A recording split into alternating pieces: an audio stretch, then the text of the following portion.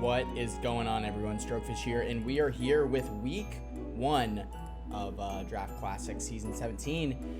We got a lot on our plate today, so we're going to try to roll through it best we can, and let's do it.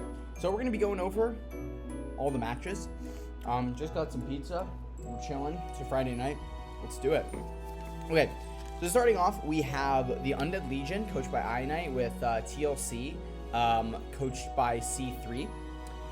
Both have some very interesting teams. TLC's kind of taken more of a traditional approach, with some Gen 8 Pokemon, Zarude and Hatterene and Weezing.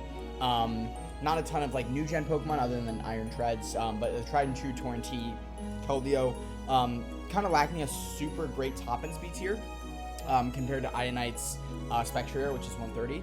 But, it does some survival Scarfers and Zarude, Keldeo, and a great setup sweeper and Charizard X. So, that'll be an interesting matchup. I will say, when we do these, I'll try to get my best preliminary thoughts. But again, this isn't my team. I haven't really thought too much about each individual matchup that much other than my own. So, I'll try my best. But on paper, it looks like Spectrier looks really, really good here.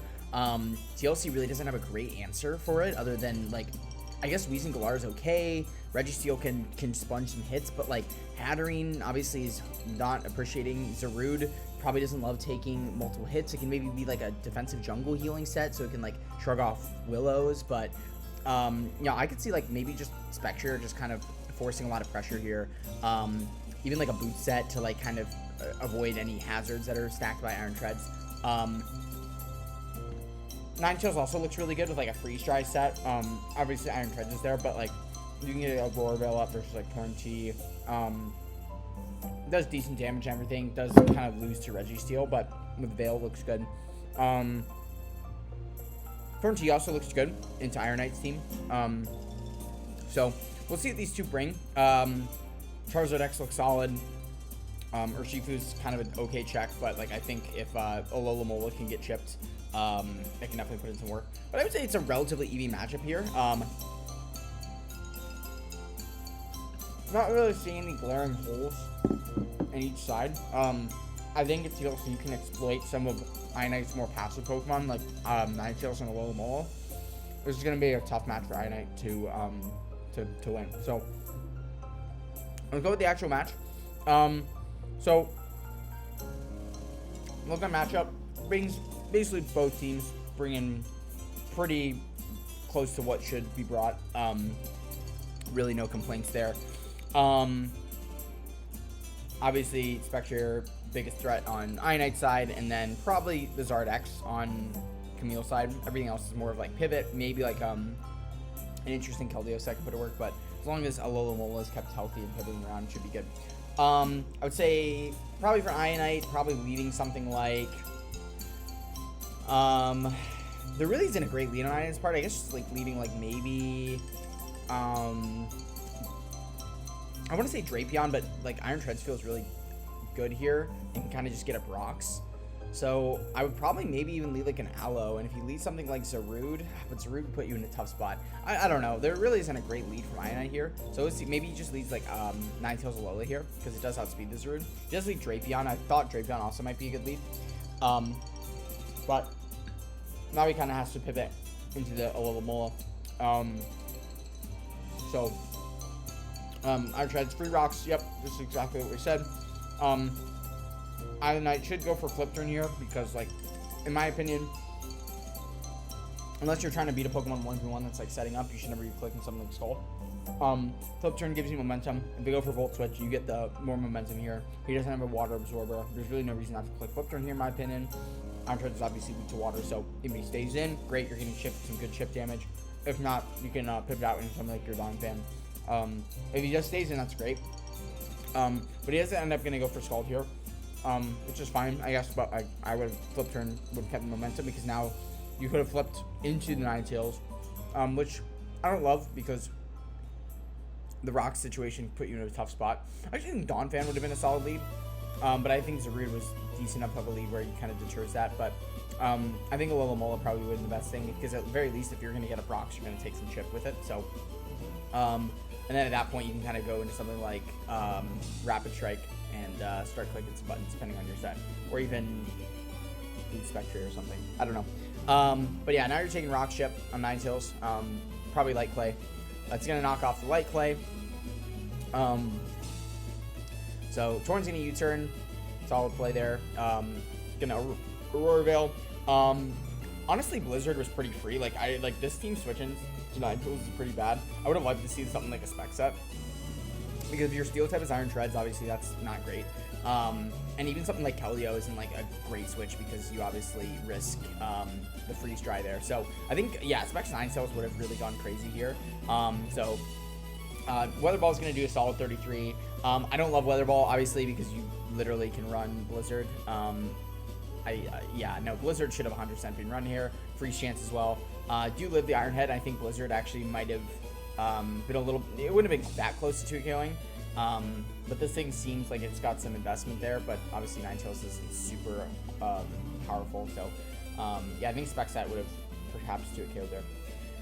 But he's going to Iron Head instead of Rapid Spinning for the, but maybe he doesn't have Rapid Spin. It's probably like Volt Switch and Earthquake. Because maybe, you know, because Ionite's team has not a lot of hazard. So it's really great for this team. And I actually would have prioritized Hazard with Ionite with the team with Zardex. So Spectre is going to come in, threatens this thing out. He's going to Nasty Plot, which is really great. And he has one more turn of Aurora Veil, which is great. Going to have a Life Orb, which is going to allow this Torn to live. Though it would have lived anyway. That does absolutely nothing, and he's actually not faster than this Torn, which is really unfortunate because you would have gotten a lot more damage off. You would have gotten probably close to, what was it, 1.3, probably close to like 80% off on this thing, and that would have been a huge amount of damage to get this Torn, because then it can't really come in on anything anymore. Even something like a Lola Mola is going to put it in pretty close range. So, yeah, unfortunately now you're going to be at a really low range with your Spectrier. So now it can revenge with like Scarf Zarude. I think Colbur would have been a solid bring item here, but I guess with like Life Orb you're getting a lot of damage there, so can't really... yeah, so... yeah, Spectrier had no speed. That was just misprep on Ionite's part. I'm going to go in Drapion to kind of try to salvage this game, but this is looking a little bit grim with your best answer to the entirety of their team kind of down. So obviously this thing's probably Scarf. So he's going to just go for the Sword Stance here, which is interesting. We'll see if it's Shuka versus this Iron Treads, but he's actually going to be faster. Bulkier Treads, probably a Spidef set. He's going to go for Cross Poison, does crit. So interesting there, but we're going to get a Willow off. Crit definitely mattered, obviously, but it is high crit chance, and it's probably Sniper as well. So, you know, nothing too crazy there. So that actually is some solid damage as well. That's probably defensive Wheezing. Would I have saved Wheezing or Drapion there? Probably, because like at the very least you have a sack. Because now, like, obviously it's like setup fodder for Charizard, but like at the very least you could have maybe done something with like some cross poison crits or something. I don't know. And now at this point you're gonna flip turn with Keldeo. Again, Scald was not the play there in my opinion, because you can get a flip turn out on this Charizard. Keldeo really can't do much to you other than like maybe sub Calm Mind, but obviously with flip turn it's more of a pivot set. So again, I think the major draw from this game is really just use your pivots well. Aloe is a pivot Pokemon, and yeah, now this game is pretty much wrapped up because this Charizard is able to just sub and do nothing. Because at that point you could have flip turn out into your Donphan or your Urshifu. At this point, like, Zarude probably just like won the game. Like, I do not see any Power Whip switching, so unless you missed, you probably were not winning that game. It is possible maybe like if you can, Donphan might live and then like might be able to, but like what is it doing? Ice Spinnering, and Ice Spinnering like Ice Shard. That's the only thing I can really think about. And maybe it's like Adamant or something on Zarude, and yeah, like that's the only way out I could see. And then maybe getting like a Skull Burn because Aloe might live. But at this point, yeah, you're in with sub with Aloe, and you're like trying to break this thing sub, and now it's just subbing, and yeah, you're in a really tough spot. So flip turn with Aloe. Aloe should basically never click Scald. It does take some good from that Dragon Claw. And if you were Helmet, that would have been nice too. But it's leftovers, which obviously helps in some scenarios, so not gonna be too critical. Gonna take this Dragon Claw. If you were Ice Shard, you might be able to do something, but not gonna go for Ice Shard here. So at this point, Charizard's basically gonna kind of clean up the game because it can just take any hit from Aloe and not get burned. So yeah, really tough kind of end game there for Ionite. I think definitely can see some improvement in the future, and mainly just making sure you're saving your Spectrier for the late game, and or like, you know, if you mid game, if you have a plan for it. But like for the most part, you definitely don't want to be just recklessly using your Spectrier and taking a bunch of damage on it if you don't have to. So Urshifu definitely could have been a lot better this game. Like, I think that thing could have just at least gotten some damage off on something like Weezing. It was most likely Rocky Helmet, but yeah, that's why I'm not a huge fan of Urshifu Rapid, because it just literally gets bopped by any like helmet bot. So that's going to be game 1 that happened this week. The next round is going to be the I think Atlantic City Wingulls. It used to be Air Force Corviknights, my buddy Sean, and Basket Legions of Boom. Okay, so weird team on Basket Legions of Boom. Big fan of Sean's team. I've been vocal about it on the Discord that we're in, about how I think this is the best team in the league. Really solid. Not a ton of holes here. Really good offensively. Has some good. It's not like amazing defensively. Like, obviously you have Mandibuzz. Like, there's great defensive synergy, but does lack a little bit of reliable recovery, and a lot of it's like kind of weak to Edgequake outside of Mudsdale. But other than that, it's like it's very succinct of a team. Great speed tiers. Great top end with Zero Aura, Mega Starmie, and Kyurem Black is just insane. And looking at the teams, I did work with Sean vaguely. I use that term loosely, kind of just like seeing what he was bringing this week, and kind of saying, oh, that's good, that's not. He said that, and I agreed with this, is that Flamigo has great matchup here. So yeah, it's gonna be really solid. Actually, it's a defensive pivot because it's really good as like just close combating stuff like Ferrothorn. Ferrothorn is actually a really annoying Pokemon for Sean to deal with because of the fact that Kyurem Black and Starmie are both pretty bad into it.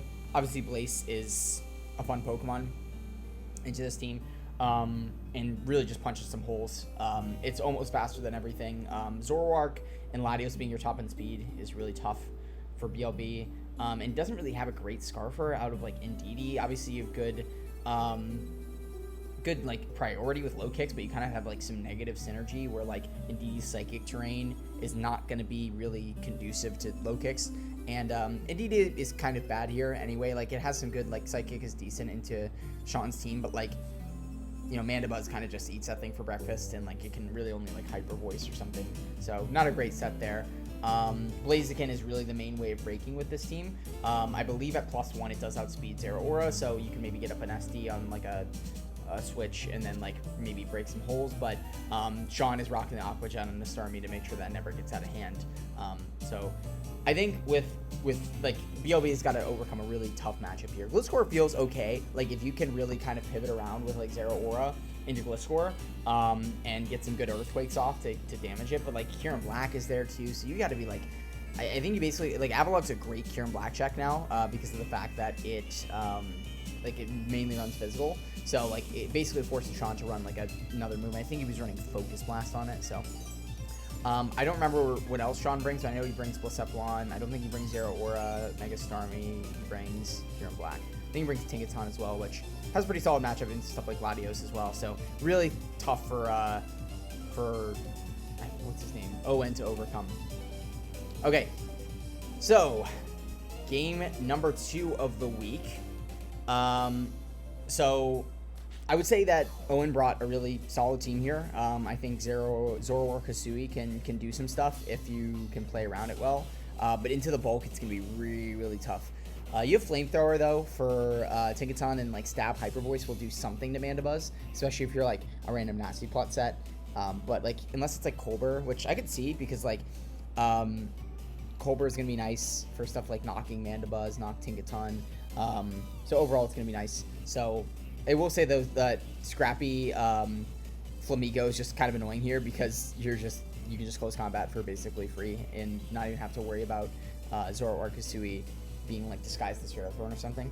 So we'll see what happens here. I think honestly, Sean could lead Flamigo pretty freely here. Like, the only bad matchup it has is like Latios, and even then, yeah, even something like Gliscor doesn't appreciate a Brave Bird. So we'll see what he leads. I believe he does lead Flamigo, and he leads Ferrothorn. So it's a great opening lead. He's going to end up going for the CC. Does a 88%. It's also a Rocky Helmet Flamigo, so if he just knocks off, then it's going to be doing a lot. So he's Rocky Helmet, Iron Barb's Rocky Helmet. Gonna hit up his rocks, which is kind of fine because Mandibuzz can pretty freely defog in this team. It's relatively bulky, so gonna be a lot of opportunities for that. I'm gonna go for U-turn. Great play, obviously, because it kills the Ferrothorn. If you try to go into something like Gliscor, you kind of get some momentum versus that, which I would have thought was the better play, but going hard in your low kicks I don't think was ever the right play there. I don't know really what what Owen is expecting there, I will say, because even if you're taking a CC, you're going to take a ton of damage. Obviously, it's Tinted boosted after that, but kind of taking unnecessary damage on. I guess you don't really need it to be like super healthy, but like you'd appreciate being above Starmie health, which would be nice. Maybe like taking hit from like Mandibuzz or like hits if they're not running Brave Bird, which I'm pretty sure he is. So I'm gonna go tank, and this is pretty free rocked at this point. Obviously doubles resists the bug moves, which is great. Ends up going for knock. Gonna get some major chip though on this thing. I believe this thing is also knock. Shongn's gonna go hard Flamigo on the Sword Stance. So at this point, just kind of sacking this thing off because it was really just there to deal with the Ferrothorn. So fair play there. Like it gives you a free switch into something like Starmie, and puts it in range. So yep. After that, recoil, Rocky Helmet, Life Orb. This thing is very much in range of Starmie's hits. If it wasn't, this thing could definitely get out of control. But basically, Mandy can just come in and be there. Obviously, you're going to be a little bit weaker to Latios, but you're still outspeeding with like Starmie and Ice Spinner. If it's Scarf plus Cephalon, you have Shadow Balls that you can just spam. Obviously, Zora works there, but it does get a little dicey then if he doesn't have Aqua Jet, but he does, so he's going to go for Aqua Jet here, which is annoying that Starmie has a Mega Sprite and Delphox doesn't, but I digress. Pretty free tickets on here. Again, like low kicks can't really do much. I think U-turn would have been a better play, but obviously kind of hard position to make there because, Starmie's in, Starmie is now, so we'll see, though, if this thing is faster. I believe that knockoff probably would have killed there. I don't know. Actually, no. Yeah, it would have, because first impression did 24, and that's actually resisted, so knockoff would have only been neutral, essentially, so it would have killed, but it actually would have kept low kicks out of range, too, so that's really interesting to do. I think knocking was the play. I guess if you were expecting it to be faster, though, would be the only case. Gliscor's gonna Earthquake. I think that play was fine. Yeah, because now you just Toxic it. Obviously, you're getting rocks off the field, which sucks. Gonna get your... Yeah, also not getting the Toxic Orb knocked was really tough. Yeah, I would say you always got to be careful as a very proud Gliscor player. You basically never switch in on Gliscor hard on a mon that can knock you, because Tinkaton was probably slower. It was probably just sacking it off and then just trying to get a free switch into something like what's it called, Starmie or Mandibuzz to just get some momentum there, or do that. I think staying in, just like going knock on low kicks was what I would have done, because I mean maybe that calc was showing that it was fast Tinkaton, but usually Tinkaton doesn't run enough speed, so I don't know. I don't know the calcs off the top of my head, but if that damage indicated to me that it was more than just max HP, I would probably stay in and just knock. So gonna Toxic there, but unfortunately lose the rocks, which means that Kieran Black is gonna be a lot better, and you're protecting for getting some Toxic chip. Solid play, but obviously you'd appreciate having your Toxic Orb there. But again, it doesn't really matter because you can just go Kieran Black, and Kieran Black has legitimately no switches at this point. Yeah, you basically just have to go like something like your Lottie here. Low kicks was not the play in my opinion, because it could be Scarf Kieran Black, right? At that point you're like, okay, like I basically lose anyway. So just trying to get chip, but now you've set yourself up to die to a skill shot. I would have just gone Latios and gone for Draco. At least you're saving some differential, or at least like forcing him into Tinkaton, where you can go for like a Mystical Fire the turn after, force him to go Starmie, and then like you probably still lose from that point. So there really wasn't a winning scenario from there. At the very least, you've got to try to kill it with Latios, because there's not a lot of great switches left to Lati. So, but yeah, now you're slower, and this is loaded dice. So yeah, this is always gonna kill Zoroark, and then you just die with Lati. So Owen is not a singles player, so I'm sure throughout the season he's gonna get a lot better. So I'm excited to see how he progresses, and yeah, Sean is a really solid player too. I think he built really well, and I think Flamigo is really awesome. We didn't even get to see what Blacephalon was. I don't even remember what it was. I wouldn't tell you if I remembered, because I don't know if he wants to keep that secret, but he probably doesn't give a shit, because this isn't like a super like matchup fish game, like a playoff matchup fish game. So I don't think it would really matter anyway. Anyway, okay, so moving on to game number 3. We have my boy Sxvii. What is it? Sully, Tampa Bay Manta Rays versus Miami Dawn Fans, coached by my boy Cooley. Okay, I know Cooley's watching this. Hello. He was the one that really wanted this game. Okay, so off rip, we have some interesting. Obviously, Iron Valiant is like freaking amazing here. I can see a special set just like absolutely tearing through this team. I would probably run like 3 attacks, booster speed maybe for Gren, or maybe even honestly booster special attack is fine, because like Gren is frail, and you outspeed with Noivern if they're bringing that, but Gren is actually kind of a threat to this team, but stuff like Scizor can take it on pretty well. Rotom Wash is also a really solid check, so I'm not really too worried about it. I'm probably going to bring like Spit off Rotom Wash. Iron Valiant can just tear through this team with the right setup. Floette, I don't know how much Psyshock does, but I think that hopefully does a lot more than Moonblast, because I know Floette has like crazy high Spidef. Sinistcha, I don't know why I just called that Pokemon out of no reason. It's actually not that great a matchup here, but it's like a solid Rotom Wash check. Snorlax feels okay here, because obviously it takes Petron. It can be like immunity. Doesn't appreciate getting knocked super much, but it can run stuff like Fire Punch. It's a tough set to like kind of synthesize, but I think if Sully has the cook, he can really put it to use. Great Tusk feels really solid here too. Obviously defensively it's not like amazing, but can take off stuff like Crocodile, maybe take a hit from Chi-Yu, Rotom Wash. It's kind of another hard set to bring, because like you really need a lot of different moves. You definitely need Earthquake for stuff like Petch. Probably want something like Knock, and then from there, do you run like Rocks? Do you run Spin? Do you run like maybe a Temper Flare for Scizor? So kind of a tough thing. You may even run like Ice Spinner, but honestly that's probably not, because of the fact that Noivern is going to outspeed you anyway. Gouge feels amazing here. Like Gouging Fire, it seems like it can really like tear up Cooley's team if he's not careful. So I think if I were to predict I don't remember what he brings, but I think Mega Floette, Gouging Fire, Great Tusk feels like locks to me. I think he probably brings Sinistcha here. Skarmory feels like a little bit meh, with like Iron Valiant probably leaning towards the special set, Chi-Yu being there. Like it's an okay check with stuff like Petron and Crocodile. And maybe for Scizor. So I feel like Skarmory's probably got to come, but you can probably sub it out for something like Weezing's actually okay here, because it's like a pretty solid Val check, but not really doing much back to everything else. So we'll see if he brings Weezing. But I think Gren you got to bring. So I think Gren, Floette, Gouge, Tusk, or Locks, and then like kind of just a combination of like Snorlax, Sinistcha. Galvantula's okay here. Like it does solid damage to everything, I would say, but is like a little bit on the frailer side. And then from Cooley's team, I think obviously you bring your Val.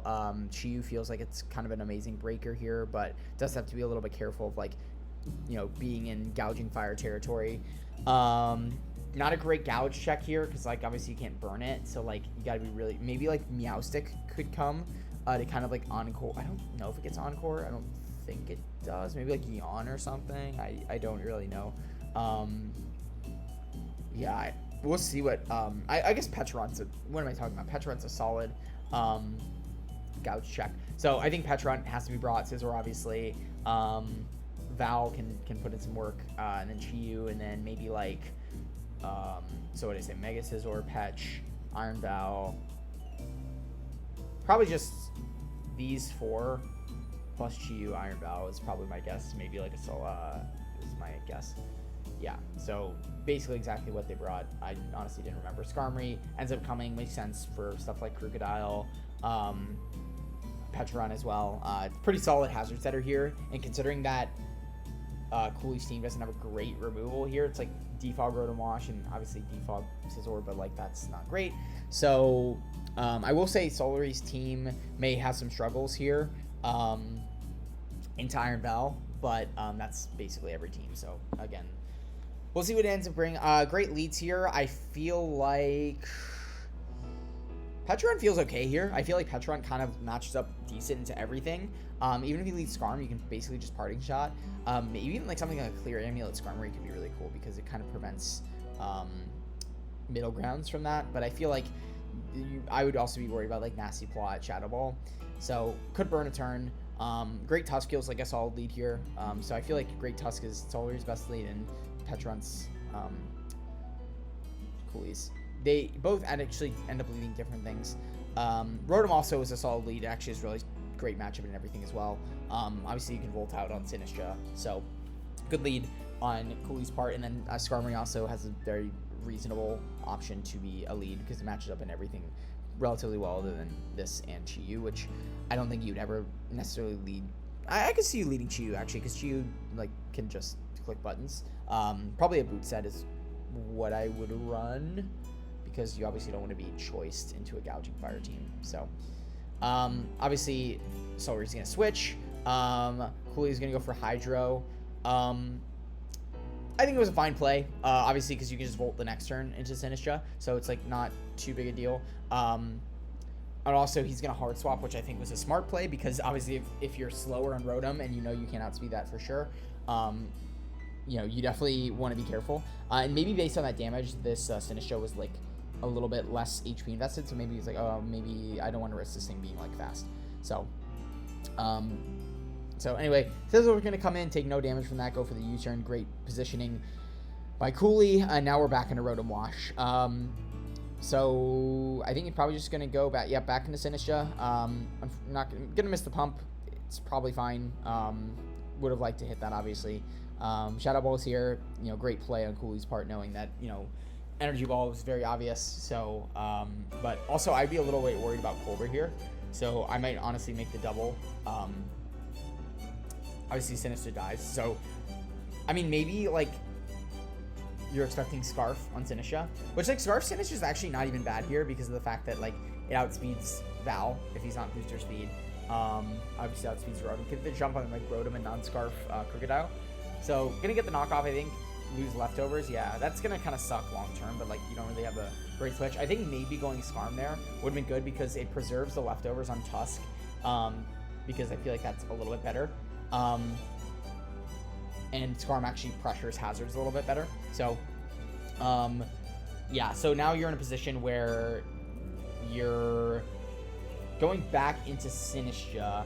I think that was a little bit of a misplay, but also makes sense because, like, obviously Solary was predicting him to go into Petron. So, yeah, makes sense there. I'm very curious to see what the Sinistcha set was. I'm sure Solary might tell me after. But now you're in a position where you're making plays, and Cooley's just going to get up hazard to go for the mid-grounds here. Making some great plays, by the way, because these are not like safe plays because you're staying in with a Crocodile on your Great Tusk. So definitely something to applaud as well. I'm going to go hard Chi-Yu, which obviously is a great check to this thing because it's, you know, resist both their stabs. But I will say, so this is probably Scarf Sinistcha if this is outspeeding a Chi-Yu. So great prep on Solry's part. I kind of figured with, you know, not switching on moves. So going to take some solid damage, probably expecting like a nasty pot there, and really not having a lot of great switch-ins to it. I think saving Sinistcha would have been kind of nice, obviously, because it, you know, Energy Ball switch-ins, like Shadow Ball switch-ins are looking kind of slim. Like, I mean, if you can kind of chip down the team, like, obviously, you know, Crocodile's getting chipped, Chiu's getting chipped, like, you're getting into be a really, really good position in the late game. I might have maybe, like, made the Gren play, because, like, Gren, I guess, like, you want to be out of BP range, I guess, and you want to save Gouge HP, so there wasn't, like, a ton of great plays there. You honestly might have even gone Floette. Like, I think going Floette is not, like, an insane play, because you outspeed the next turn, and you're taking that fire move or Dark Pulse relatively okay. So, what's it called? He's going to Baton Pass here, expecting a switch into most likely something like Scizor. But, like, with Fairy Aura, you're probably still doing a great chunk of damage. So I think just going for Moonblast was 100% the play there. I think Baton Pass was getting a little bit too greedy with it. So now you're going to go into your Gren and you're going to take chip anyway. So it's like, yeah, you get the Mega off, but you're, like, at what cost, right? So I think Moonblast was just the best play there. You know that thing is in Scarf, so you can outspeed. And yeah, so yeah, I don't know how much Moonblast was doing to something like Pecharunt, but I guarantee you it was like, even if you're Spidef Scizor, it's going to do like probably at least 30%. So yeah, Pecharunt was probably taking like 40 from that, I'm not going to lie. Floette just feels so good with Fairy Aura. Probably like 35, but yeah, so you're going to go for Scald and Greninja. It's not Protein, it's Battle Bond, which I think Battle Bond Greninja obviously goes ham here. You do have to be kind of careful of Rotom Wash, because it's just kind of comes in for free. So gonna make a great Hydro Pump play on the Rotom. That was not free, and he's just been clicking Hydro this whole game, kind of baiting Solry to be like, okay, well, like, at one of these times he's gonna make the switch up. So gonna finally click the Gouge button. Gonna miss with Hydro, which is really well needed on Solar's part. So now you can be lefties and you can get the subs up. So Dragon Dance is going to come out. At this point, you can go for something like Dragon Claw and do a ton of damage. For some reason, this Rotom still outspeeds its Scarf, obviously. So that's good to know. Dragon Claw here, and gonna miss another pump, which really sucks because the Gouge would have been dead. But again, giving Solry another chance to kind of stay in this game. But then again, you know, two misses isn't like that insane. And you still have the Crocodile for Intimidate. So Heat Crash, gonna kill this Crocodile, but you are able to go into your Pecharunt here and kind of force this thing in a position where it's just having to sub. Malignant Chain doesn't break sub, which is great EVing on Swords part. I don't know if that required EVing, but I assume so. Getting for DD again, but at this point now you're another Malignant Chain down. Would have gone for another sub here. I think he ends up. Yeah, no, I think would have gone for sub. But he's gonna get the Toxic Poise, which is unfortunately gonna keep him around for one more turn, but is going to make it so this Pecharunt isn't able to stick around. I would have subbed because at the very least it gives you one more turn of lefties, and you know for a fact you live through sub and it doesn't risk Toxic Poison. Obviously, a sub there would have, well, because like let's look at it this way, right? Because with Rocky Helmet, with Toxic, you're taking 22. With Sub, and then after, you're taking, I don't even know. I don't want to get too, like, mathematical with it. So he's going to DD there, right? I don't know if it was a roll. Like, maybe he was, like, not sure that it, like, or maybe he was, yeah, but what were you expecting, though? Like, Nasty Plot? I don't know necessarily. Like, I think Sub was always the play there, unless you thought Malignant Chain was a roll. Because yeah, so like you're gonna go to what, 15, take 21, you Heat Crash, and then you're at one more range. I guess you died to 2. I guess you're gonna die to 2 Heat Crashes anyway. But at the very least, like, you didn't know for sure if he was Rocky Helmet there, so like you were like, okay, well this. I mean, at the very least you're not risking confusion, or yeah, you're not risking getting confused. So. I think, yeah, Sub was a better play there, but I digress. Gonna go Floette here. I don't know if this Iron Valley can kill, even with Booster Special Attack, maybe if it's Psyshock. Moonblast is not gonna kill, and Moonblast of Floette is gonna just straight drop this thing. Amazing. Mega Scizor coming in. I would have maybe saved this Floette, but you really can't Or, yeah, so I would have saved it maybe. Because what is Scizor doing to your Skarm, right? Like, your Skarm is at 100%. Like, if he makes a double into Chi-Yu, like, I guess, like, what was... And maybe it was at a percent where, like, it didn't... it died to rocks, so I can't, like, get on Solver's a great player, by the way. So, like, and this is just my, like, side barbershop commentary. Obviously, you know, body press is going to be able to 1v1 this anyway, so it's like it doesn't really matter at the end of the day. But yeah, you turn bullet punch. But I feel like Skarm with Roost, like how much is bullet punch with this thing is doing nothing. Obviously U-turn will do some damage. Are you not Roost on this? Oh shit. Well, now you definitely... Yeah, now you definitely die. I would have always tried to Roost that out, because then at least you can... I mean, you're never going to stall bullet punches, though, but you can at the very least, like, stall him to use some Roost or something. So, yeah, definitely some ways to win that for Sully, but I think that he had some fun prep. I like Scarf Sinisha.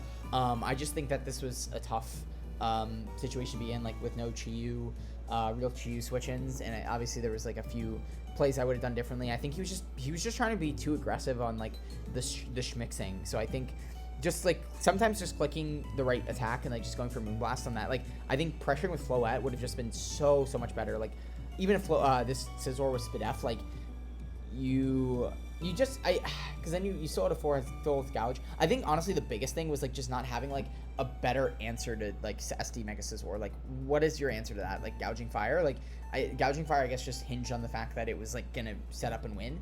But, like, Greninja isn't a great answer. Great Tusk, maybe it had, like, Temper Flare. But even then, it's like, okay, but, that, like, it's probably still living, you know, and... Yeah, so I guess it was just a tough call on the Hydro Pump switch into Rotom Wash. So, you know, some things it could have done different, but overall, a solid game for both parties. And, Cooley comes out on top 2-0, so congrats to him. Okay, so we got Gen 7's finest with Melmetal and Roaring Moon. So, next up we have Tavin, which is OKC, versus the Tampa Bay Lightning Rod's Alex. Alex's team is a little bit slow, but he has great Scarfers and Tapu Lele, Hydreigon, and Rotom Heat. Great breakers in Melmetal and Tapu Lele, and Glade. So great breakers. I will say just feels a little bit like outdated. Like I feel like stuff like Serp just isn't what it used to be. Hydreigon definitely like is okay. It's a solid Pokemon. Don't get me wrong, but I feel like I've never really loved using it. And I've only really used it limited amount. I love Melmetal. Melmetal is like a tried and true Pokemon. Every Pokemon is great on this team other than like Drifblim. Like I think even something like Smeargle is amazing now with stuff like Population Bomb for like a low tier threat. Seismitoad is like I'm not a huge fan of, but can definitely deter some like this team is very water weak, I would say. Yeah, because most water types obviously get Ice Beam, so stuff like, you know, just Amon that could, I mean, obviously something with like Freeze Dry is just like running through this team, but Melmetal is your best yeah, because it's like Scald, so Seismitoad definitely helps with that. But Megazam obviously is really good matchup here because of Tapu Lele is around, but I don't really expect Tapu Lele should come. It has a really good matchup here. Feeny feels okay. Zapdos feels solid here. Like Zapdos feels amazing here. It's great, like literally great. Like it's such a good matchup. Like Melmetal, Serp, Gallade, like Rotom Heat, Hydreigon, like literally textbook definition of like great matchup. What else would I bring here? Roaring Moon has solid matchup here. Obviously outspeeds the majority of literally the entirety of their team. And if you're like booster speed, you literally outspeed everything. So, yeah, I think best set would be like Megazam, Roaring Moon. Koba's I mean, it's solid here, but I feel like Zapdos kind of covers what Koba does. It's good in Hydreigon though, so like kind of forces it to like click Fire move. But I feel like Feeney's probably a little bit better because it's just a better Hydreigon check. And it also serves as like a better, well, I would say, I mean, Lele obviously doesn't outspeed and can't really offensively pressure it. Mamoswine feels great here. So I think like Feeney, I honestly don't remember what what he ends up bringing here. I remember seeing the Marowak, so I know Marowak gets brought. Which I actually don't think is an amazing matchup here. Like it can take it's a great Rotom Heat check. Don't get me wrong. And I guess can, sponge hits from Gallade. So I think it's fine. Again, I sponge hits from Melmetal. You know what? You cook. You let him cook. So, all right, let's get into it. So we're on Tavin's side. Best leads. I feel like leading something like Mamo or Zapdos feels pretty free here. Even leading something like Marowak, I feel like could be solid. I feel like Nidoqueen feels like a pretty decent lead because very unlikely to lead something like Alakazam. Though Mamo is very likely to lead, so I literally see no Mamo switch-ins on this team. Like the Mamo switch-in is like just hope and pray. Like you can work around Ice, Earthquake, and Icicle Crash, and I feel like Melmetal might be a solid lead here because like even if they lead like Marowak, you can there actually aren't great Marowak switch-ins. So maybe something like Hydra is probably like your best answer, or maybe even like something like Gallade, because at least Gallade can like offensively threaten Mamoswine. So gonna lead Zapdos. So Nidoqueen ends up being the lead here. I would say pretty free rocks. Obviously you can Hurricane for some damage, but or like U-turn. So gonna be kind of Feeny. Gonna be Misty Seed, which is interesting. I don't love Misty Seed because of the fact that like yeah, it can allow for like to live Serpent hits, but like what are you doing back? I guess it could live Sludge Waves better and like maybe 2 KO with Skull, but I don't think like most water move 2 KOs. So I would have liked to see something like a Helmet or like a Leftovers, even just like Boots or something. But I think it ends up being a Calm Mindset, so it's going to allow this Nidoqueen to get 1v1. So it does a lot. So Dragon Kiss is going to do literally nothing, and Scald is going to crit and still only do 34. So yeah, Double Iron Bash is just like insane. So yeah, Melmetal, good play on Alex's part, by the way, for switching out on this Melmetal to not take further chip, because that thing can still live a super effective hit. That thing is just so bulky. And go Serp, which is great because obviously you take the Skull and now you're forcing a Leaf Storm. So great use of Serp here because like even though it's like matchup isn't amazing here, it has solid matchup in this like Mamoswine. Could honestly be Scarf here. We'll see if Roaring Moon is Acro, but most likely just gonna knock. And is actually slower than this Serperior, which is hella greedy speed tiering. Because what is Roaring Moon is what, 340? Yeah, I would never, I'm sorry, Tavin, I would never not run Jolly into this matchup. Like, you have Mega Gallade, which you know for a fact you're going to outspeed. So at the very, like, I guess if you're a DD set, right, you just want power. But that's, yeah, that's still kind of like, you could still get booster energy attack and, like, be Jolly, you know? Like, that's greedy. So I'm not a huge fan of that. Because now he's going to have Reflect, which, like, again, a little bit niche with, like, you know, Glare is very obvious there. To have. I thought it might have been Scarf, but so now your Roaring Moon is like essentially neutered. That para sucks though, I will say. And yeah, actually Solry in the thing said greedy speed here. I Double Iron Bash actually would have killed that because it's what 144 base power and then plus stab, whereas Ice Punch is what like 102 or 1097 I think, and then times 2 is like, yeah, so that times 2 is like 195 or something, or 192.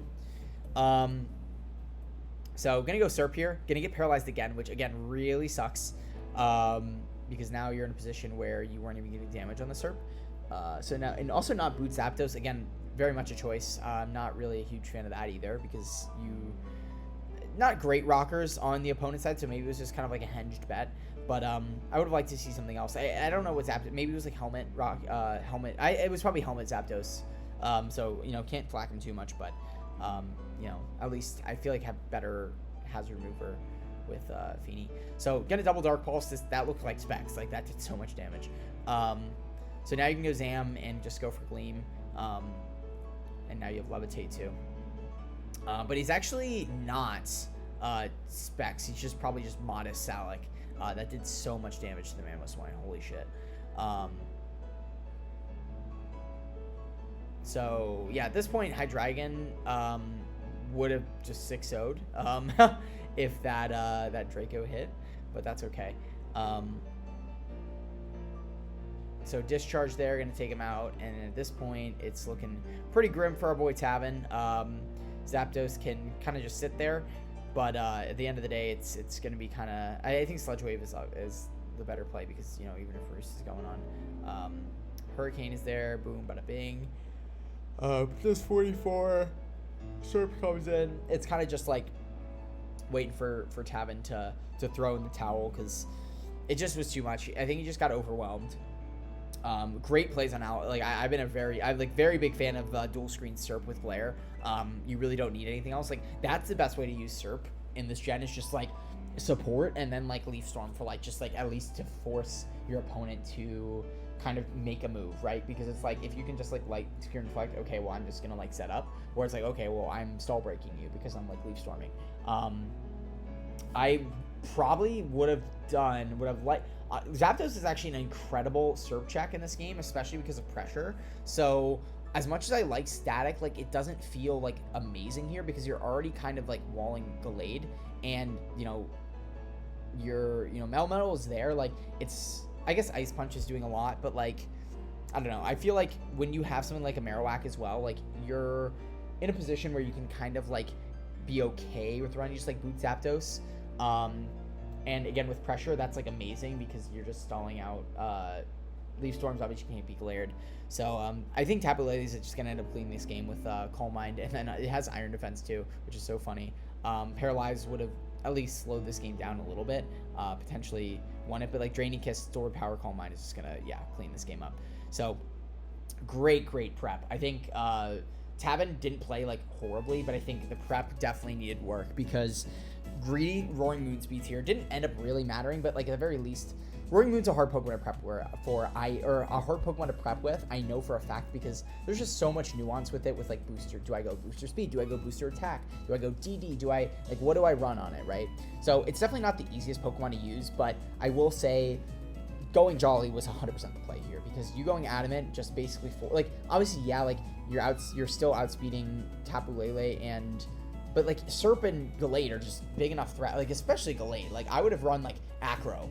Like Acro on my Roaring. Acro felt so free here. Like Acro, Earthquake, I guess with what's it called? Hydreigon, it's hard. So I don't know, but that's gonna be that. And I have to go to the bathroom. Player and I think Alex seems like I haven't played him before, but he seems like he's gonna be something special. So we'll see what happens. Okay, so moving on to my game, I'm gonna do a little bit more for mine because of the fact that it's my game, so I can give a little bit more color commentary on it. So we got the Chicago Bewares, my team, versus BSU or BSC, Boston Centrets. So what's it called? Ayer, coached by Ayer. Really fun team. Though does have a little bit of a speed gap. Great top end with Dragapult and Mega Greninja, then just falls off a cliff with Darmanitan. Like that's a little bit problematic and to make some of the prep for this game really funny. But lower, or I guess like the bulk, like the main bulk of Corviknight, Tinglu, and Slowking is just like insane. But it just basically means that I know exactly what Sxvii's bringing. Doesn't mean that it's going to be an easier fight, but definitely makes it a little bit more streamlined to kind of find a game plan versus. So, the only Pokemon I feel like I was a little bit weak to is Granbull, especially this build, because of the fact that I just don't have a great, like, poison type, and I don't really have, like, great, like, physical poison moves. So, we'll see how that goes. Yeah, so, I mean, Bisharp's a great one for that, but, like, a lot of times it's not the best. So, Ogerpon Wellspray ends up being kind of the fairy killer a lot of times, so that's whatever. But, yeah. So, getting into the actual prep that I did for this match, we have Nelly Furtana, the Delphox, and we're actually rocking, like, basically no speed. This is just outspeed Darmanitan, which is surely going to be Scarf in this matchup. But we can afford to run Modest, which is amazing, because we hit 458 in special attack, which is awesome. Flamethrower is pretty free here because of the fact that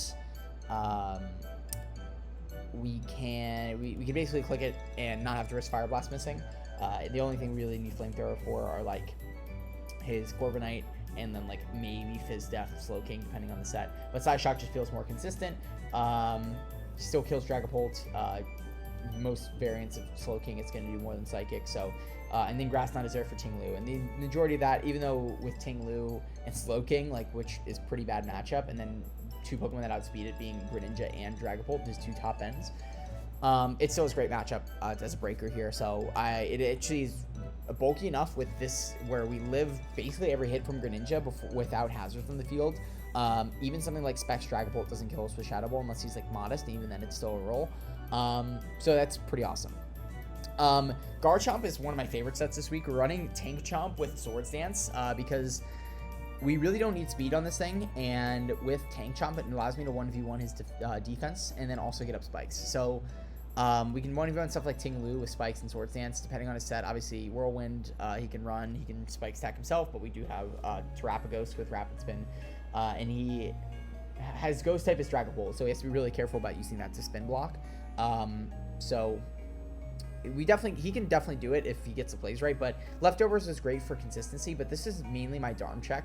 I was kind of like debating between using Kofag as my Darm check, but I felt that Garchomp was a better catch-all check because I was going to bring it anyway, so using it as like a defensive pivot was better. I kind of toyed around with some like Scarf sets, but yeah, this just felt amazing. Like, this allows me to actually 1v1 Corviknight, which is amazing, with Leftovers and him like not really being able to hit me without taking Rough Skin Chip. Fire Fang does 20 to 25, and then like obviously with Rough Skin Chip, even if he's like Leftovers, at +2 it's gonna do 40 to 50. So yeah, that's gonna be really solid damage there, and we have the ability to kind of just like sit there, get lefties, spikes up. Even if we just get one spike, it's great. So, and then Earthquake's just great general stab versus his team.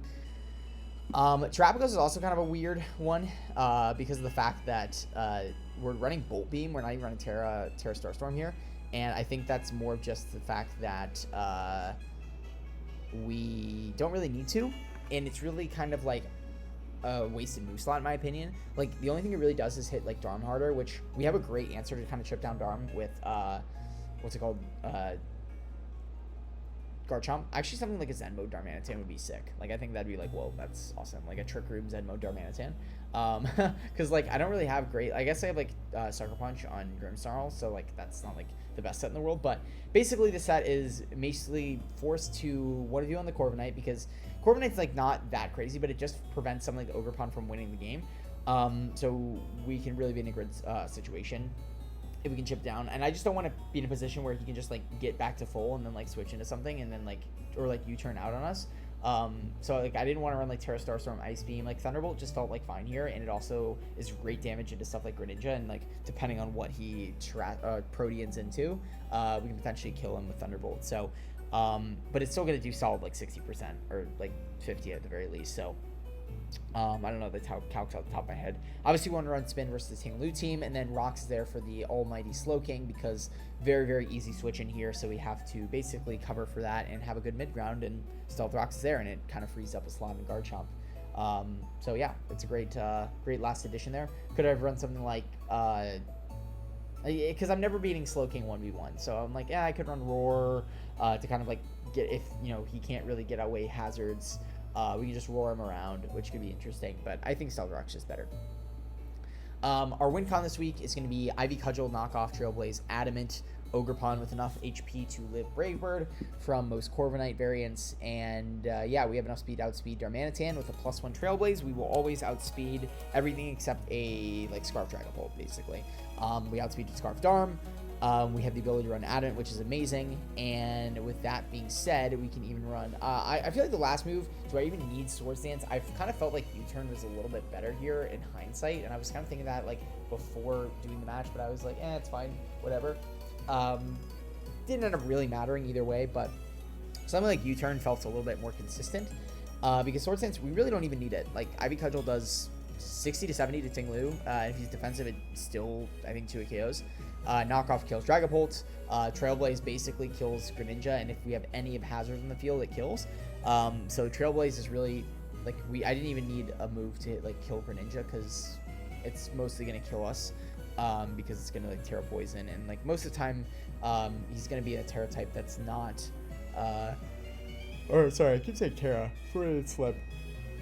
He's going to be a Protean type that resists Trailblaze anyway, but at the very least, we can Trailblaze and then hit him with Ivy Cudgel and probably kill him. So, yeah, it's going to be a fun game there. So, Ogerpon, Swords Dance isn't necessarily, probably not. Grimmsnarl also is kind of like felt a little suboptimal here, but I really just kind of back and forth with it and just kind of wanted to run a fun set. So we're running Pickpocket this week, which I think is funny. Prankster versus 2 Dark types felt a little bit meh. So I kind of wanted to be like, you know what? I don't really see an option where we're going to be running Pickpocket that often, other than a double Dark team. So yeah, Playrough is able to do a great amount of damage to a lot of his team. I believe is able to kill Dragapult or at least get like major damage off, or like if he's after rocks, I think it kills. Definitely versus Tinglu, which is great. And then Dark Slayer, it's like fine versus Corviknight. Thought of a lot. I think Screens was probably a little better, but I think what deterred me was the fact that he has an Infiltrator mod in Dragapult, and he has what's it called, Defog Corviknight, which I felt relatively free here because we don't have Bisharp. So I was like, you know what, Screen's not the best here, but we are invested to live like a Sludge Wave from Greninja, and Parting Shot is good because we can use it into something like his Tinglu trying to switch him randomly. So I don't know why that would ever happen. Honestly, in hindsight, not a great set, but at the very least we can switch into something like a Pivot Dragapult with Willow, and then like Pickpocket an item if he tries to go for U-turn, which most likely won't because he would probably fear Sucker Punch. But if he tries to U-turn later with something like Corviknight, we steal its item, so that's fun. But I feel like Trick might have been more consistent than that. Anyway, Slitherwing, last but not least, I wanted a better check to Greninja. This was like a late addition, but felt really good. Flare Blitz hits a lot of stuff pretty hard, and obviously hits Corviknight and should almost always do a KO, even if he's leftovers. It's like a 93% chance to kill, even if he's max HP, max defense, or to 2 KO, I should say. So if he tries to switch in Corviknight, we get the play right and get Flare Blitz. We almost always kill him, so that's awesome. Earthquake is great neutral damage into Dragapult, and is great damage into Slowking. And then First Impression is great for basically just hitting his fast Pokemon, but especially Mega Greninja, obviously. So if we can get a First Impression off, we're in a really good spot. U-turn is just great to kind of get some momentum. So yeah, that's going to be the team. And then going to the actual match, he brings the exact 6 that we were expecting here. Like I said, expecting Scarf Darm, and in hindsight, I think the best lead here would have been Slitherwing, because unless he's Speedy Corv, I don't think he ever leads Corv here, because Corv could be the lead, because it's relatively good in everything except Delphox. I don't think he would expect me to be Delphox lead, but I think Slither is great here because it matched up well into basically everything, and like we outspeed Corviknight, or in theory we should, so we can kind of just U-turn and see if he has Rocky Helmet or not. But I'd probably just hard switch into something like what's it called? Something like Garchomp or something like that. Maybe that's tough. I actually don't have a great Corviknight switch in, which is funny.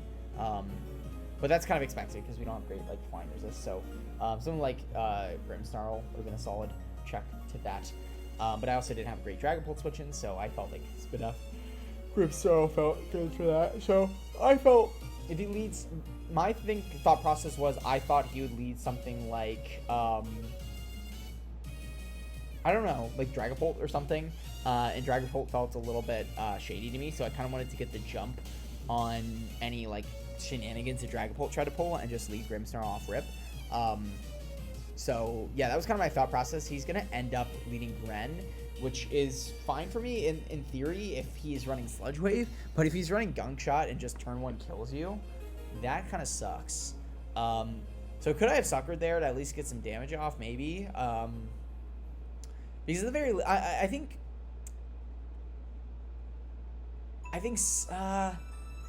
Sucker might have been the play there. I Darkest Lariated because obviously he's going to click Poison Move. I just figured, oh, he's probably Sludge Wave because it's more accurate, like, yada, yada, yada. Like, I thought he was going to be Sludge Wave, Ice Beam, U-turn, and then either Dark Move or Water Move. He ends up being Dark Move. We'll see that, but it doesn't really end up mattering. I think Water Move, Dark Move is fine because it's good into some of his team, but I feel like Water Move was a little bit better because at the very least you, like, still resist Delphox's attacks, but I guess Dark, you can resist poison or resist my psychic moves. So anyway, we lose Grimmsnarl, which is going to kind of suck. But at the very least, getting chip on this thing would have been really nice. So we would have probably done like 30-something%. So that would have been good to do. We're going to lose it. At this point, we can go Slithering. He's very obviously going to go Corv here. If he goes for Gunk Shot again, we're still going to get a ton of damage off on this thing. And he's most likely going to expect Scarf. So Corviknight feels pretty safe for him. Though we're going to go for Flare Blitz, and we unfortunately crit. Didn't really matter, though I will say that was a min roll, which is really funny, actually. That was a min roll crit. So if we didn't crit, we would have done very little. But again, we have a very free switch in to our Darmanitan, or our Garchomp there, if not. So I think actually it would have been better if we didn't crit, because then I would have just gone Garchomp, and he probably roosts there, and then we get like spikes off, and that's great. So yeah, but again, maybe he could have gone hard Gren, and that would have been tough. But then again, we wouldn't have been we would have had some health on Slitherwing. So he's gonna go Darm here, as he's gonna go for U-turn, which is, you know, great, trying to get momentum. We're gonna give him a little chip.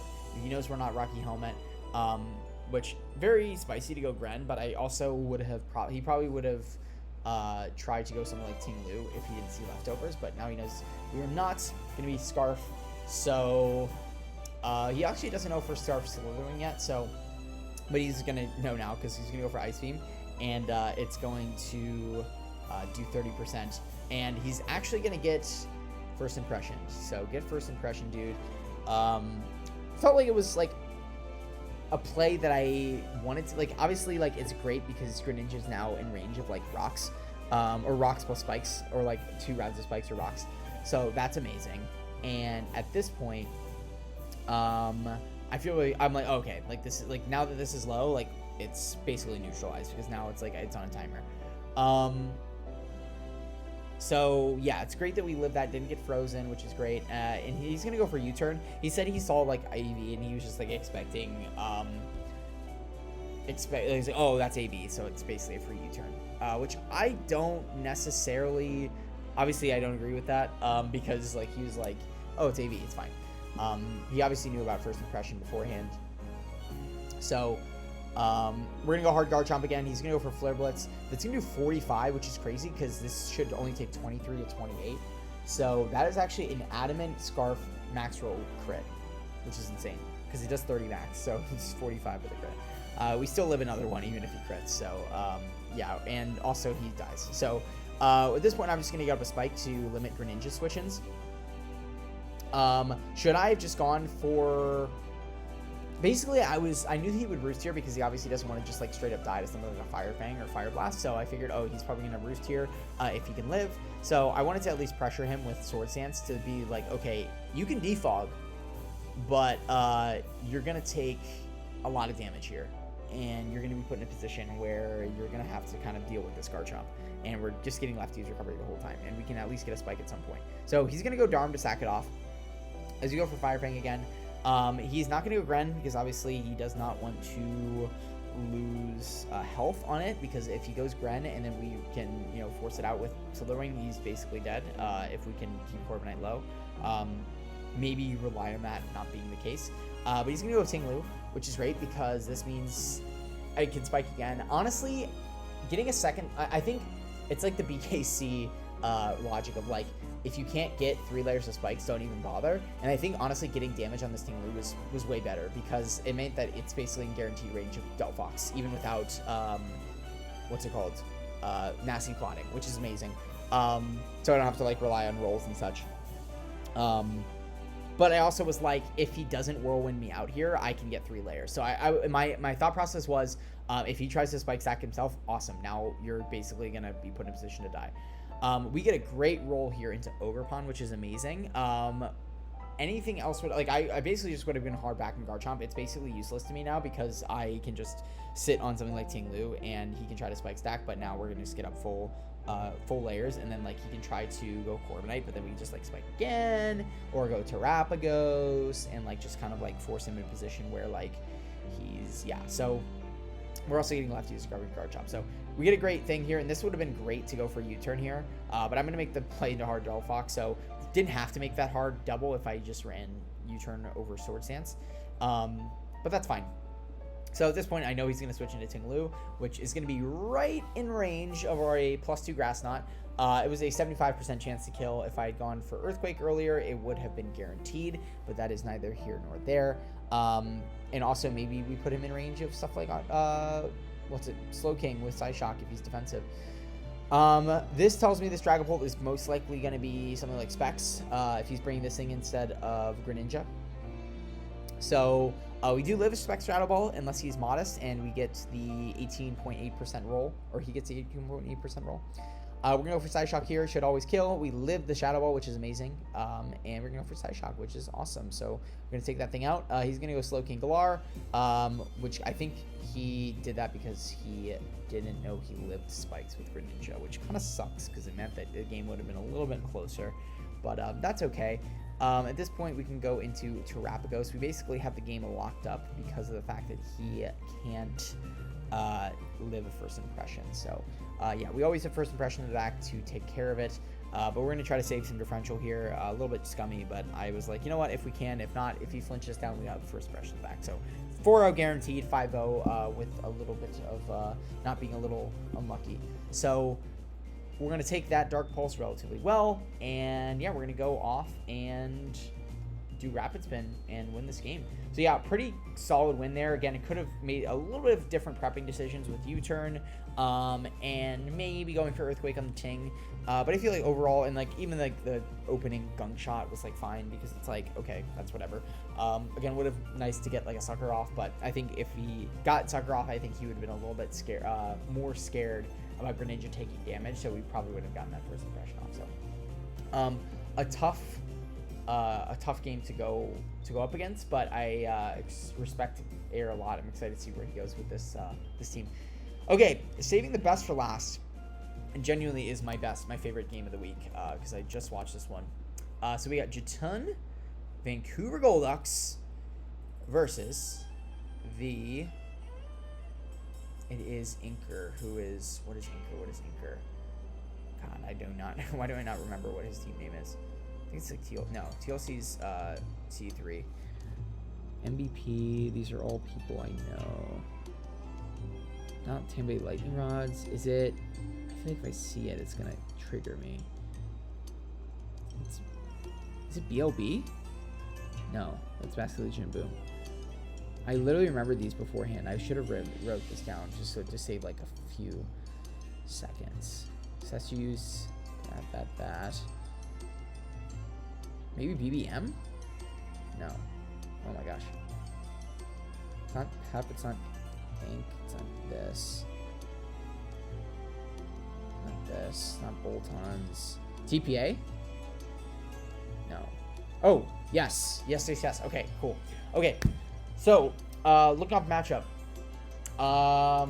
Coco looks good here. Coco looks really good. Stuff like U-turn. I think like a defensive set with like Roost, U-turn. Dazzling Gleam Thunderbolt looks really solid here. You turn out on your bad matchups. Yeah, like Coco looks phenomenal here. What else looks really good here? Crest looks amazing into your Tun's team. Really not a great way to deal with it because your Dark type is Skuntank. You might be able to like chip it down with stuff like Blissey or Klefki or Encore it. I think Klefki has a solid matchup here. Obviously, it's not great in Iron Moth, but like into everything else, it's pretty good because Dracovish will never move first if you're using a Prankster move, so like you can't like Vicious Rend it. Kingambit you can resist. Obviously Iron Head's doing a lot, but you can use your screens. I feel like dual screens feels really good here. You can obviously get Psychic Fangs by like a Lycanroc, but I'm not super worried about that. What else? Lycanroc feels okay here. I could see him maybe bringing it. Raging Bolt feels amazing here. There literally is no ground type on the team, so yeah, feels especially in an electric terrain team. Holy crap! Yeah, like electric moves and then like Draco for just like a nuke feels really good, or like for something like Iron Leaves. So yeah, that feels really good. Honestly, unironically, Blissey looks really good here. Usually, I'm not a big fan of Blissey. I will say Kingambit kind of just shits on it though, so have to be careful of that. Landorus looks really good here, obviously, like really good. U-turn Earthquake just feels so free into this team.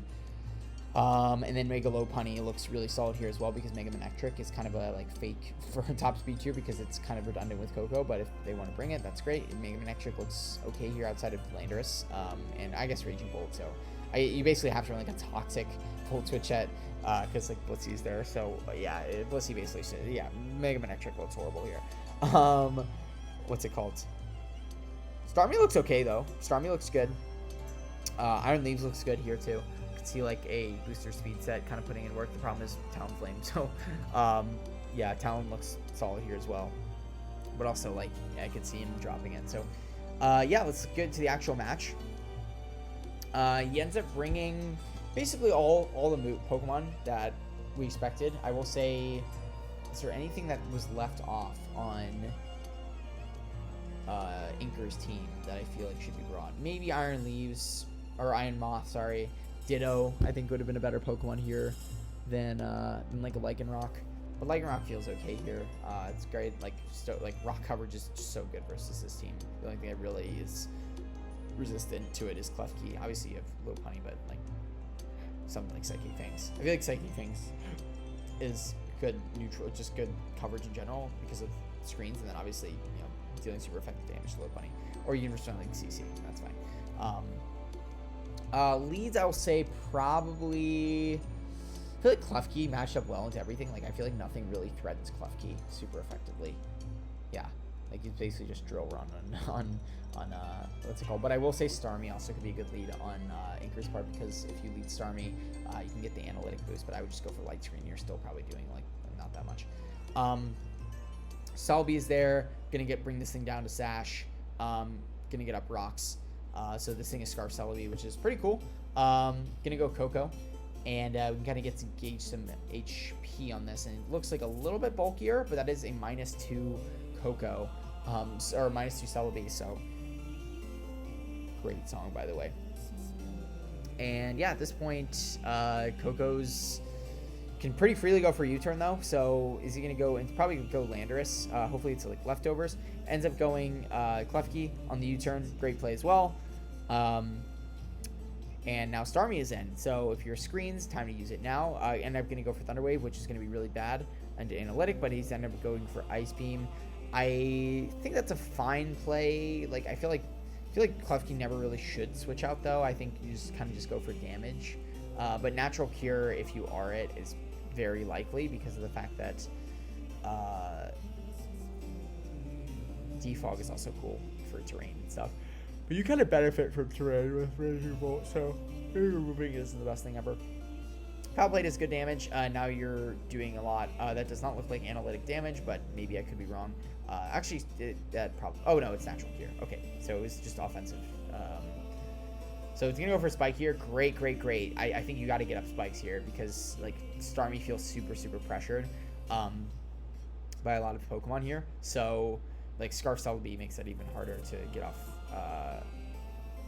Hazard. So, yeah, I think, honestly, I like that a lot. And then Defog, obviously, is great, too, to get off rocks.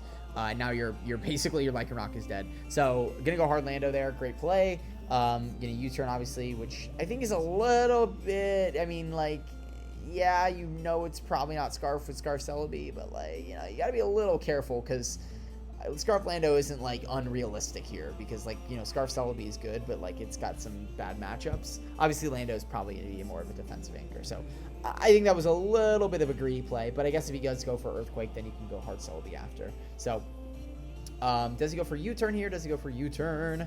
Toxics, unfortunately not. That is tough. And yeah, oh my god, Jesus, that just straight killed. Yeah, I would have probably, but I feel like U-turn was pretty no drawback. Like it basically, I guess in the case of like randomly staying in, but I feel like even going like toxic on Lando, yeah, I mean that wasn't like a bad play by Jatun. I just think it was kind of like, oh, whatever, like I probably lived that side. Like I would be like, oh, I probably lived the side blade, whatever. I could just go for U-turn and just kill this thing. No. Choice Banded side blade in the terrain kills this thing. That's insane. Also, that's boosted. I forgot that side blade is like boosted in terrain. I mean, again, not... Oh, it's Life Orb.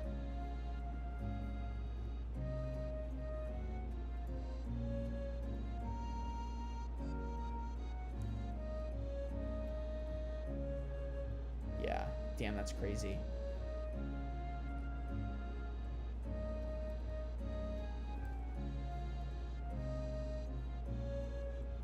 Yeah, wow. Yeah, it's like a walking wake thing where it's like Hydros Demon Sun does more damage or something. Okay, so goes in Lycanroc, sacks it off. Okay, cool. But now you know that you can go Coco and get a slow U-turn, so that's really good. But you also know that for a fact that you're gonna go for U-turn, so you can go Celebi or Klefki. He's actually gonna go Raging Bolt, which would have been is a good play. So you know that this thing is not lefties, which is good to know. And gonna go for Rising Voltage, which is just gonna straight up kill this thing. No ground is amazing. Obviously, Crest can take the Rising Voltage relatively well. But yeah, it's gonna be Calm Mind. So at that point, you kind of just go into your Milotic. And yeah, just most likely haze this thing. Not really a great way to break this Crest, though, I will say. I maybe would have run something like Toxic, but you don't really have any moves on Tori and Klefki. Yeah, I think Toxic Klefki would have been solid here. Yeah, I think going for just straight Calm Minds all the time with Crest would have been maybe like the best play, because like, what is this Milotic doing to you other than haze? Like, I guess it's like beating that 1v1, but it is actually gonna freeze the Celebi, which is funny, but it's not really gonna matter because this Starmie is, yeah. I would just start going for spikes, man. Like, I would just and I assume maybe he just sacks this thing off. I don't know. He's gonna go Dazzling, expecting that. Foul Play I don't think was the play there ever. I guess because you can go Starmie. I guess he was trying to kill the Starmie before it came in. So I think spikes would have been just better there to get some chip on stuff like King Gambit for the late game. So yep, let's go for spikes. Now he's gonna roost. Now you're trying to get up all your layers. I maybe would have saved this though. I mean, you don't have a great Coco switch in, but yeah, now you can go low punny and make a good play and not SD, which is nice. And this thing should kill, but this Coco lives, which I did the calcs on it. And I think to live that, you have to be like so much defense. He's bold nature, but like you got to be like I think he's like 176 HP, 164 defense bold, which like I don't know if that was a roll to get. It was probably like slightly a roll in his favor, but it was still like, Jesus, how do you live that? That's insane. So just max HP. It would have been even crazier for Jotan to not. And what's crazy about this low punny is like you can literally run return with like Mach Punch, and that's gonna be awesome because like I actually think SD Mach Punch with return is awesome because like, yeah, Crest is like its main answer, but like you outspeed Starmie, and with SD like Mach Punch is insane because like it out prioritizes King Gambit and you just kill it. So that, I think I was hoping, I don't know if he was running Mach Punch on it, but I would have definitely run Mach there, and it's good for like random like a Cell Rock, Lycanroc. Funny as hell that if he had not Mega'd again, he would have been in a great spot, but also Cresselia does live that, so yeah, that's fine. If, they get the Swords Dance plays right, so. Yeah, so Tapu Koko is going to live that, and this endgame is just, like, absolutely sick. So, gonna go Crest here. Gonna Leaf Storm, which does a good amount of damage. I think it just goes hard, so it goes hard Raging Bolt, which makes the double in a Starmie. I think I would have always just, I guess maybe he was predicting, I guess he was just trying to get the hazards away. Probably predicting Milotic, right? But Thunderclap is cool because it basically keeps these spikes up to stay, so it puts King Gambit in a better spot. So now Draco is just going to kill this Cresselia. I think just going for Moonlight there was better because, like, you knew that Leaf Storm was, like, what beats Cresselia? Like, that is the major thing. Like, obviously, Haze out-prioritizing. I guess you can stall out of Calm Minds, but with Burn there, like, you're kind of winning that exchange, I think. So, anyway, So King Gambit's in, and now this is a really interesting endgame, right? Because you both switch out, right? You do good damage, but not amazing. And now you're at a point where you kind of just haze. But he can keep Swords Dancing, or like knock off. That did so much damage. And by the way, it's a defensive Milotic with Marble Scale, which I think is crazy that did that much damage. Like, I would have just gone max with Milotic. Like, I guess you want a little bit of speed, but and some speed up for like Iron Moth, but that did crazy damage. And it's also awesome if he had sacked Coco, I think he would have won this game because that knockoff would have killed. But yeah, this Supreme Overlord, like, it's literally Gen 9 OU. But Jatun's making great plays. He's recovering on, well, at this point, like, it's like kind of like, oh, what's going to happen? But he suckers, he hazes, bada bing, bada boom. And then I believe he scalds here, expecting the SD. And yeah, so he's going to SD here. And I believe he scalds again like a boss. So that's awesome. So he knocks off expecting the recover. Not going to be enough. And now you're going to go Raging Bolt, and he's Thunderclaps. He's Thunderclapping. Is he going to waste all of his Thunderclaps? That is the question. He's not leftovers, so he's not gaining any traction here. So there's a little bit less of a mind game here. He's going to go for another Thunderclap. He's at 3 left. He's going to go for another one. It fails. And at this point, he's like, do I go for Thunderclap here one more time? Because when you're at that 1, it's like you run out of PP. And so that makes the 50-50 even harder. But a real man knows what to do. And that's to Thunderclap 8 times until you run out of PP. And he does it again. And he wins. Coco dies. Boom. Boom. What a game. What a game. Friends with Jatan, so I'm really happy that he won this game.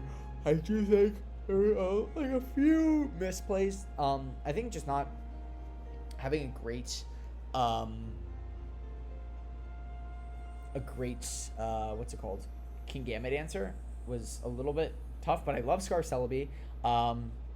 Sacking Landorus was obviously a tough thing to do, but like, what would you have done otherwise? Like, there really wasn't a ton of I guess you could have gone Celebi. I feel like Celebi was a solid play there. X-Scissor was like pretty unlikely there, so and you outsped for sure because you knew he was booster attack and he showed to be Life Orb after, so you're like, oh, okay, guaranteed outspeed, I can U-turn for free there. So yeah, Greta Endgame, I think the Raging Bolt set was really, really good. I think was he AV? I'm not really sure. Or maybe he was Boots. Cresselia felt like a little bit under prepped for, but I think low punny with Mach Punch would have just been so fun to see. I want to see Mach Punch out prioritized. Anyway, that's going to be all for the video. I will see you guys in the next one. Peace.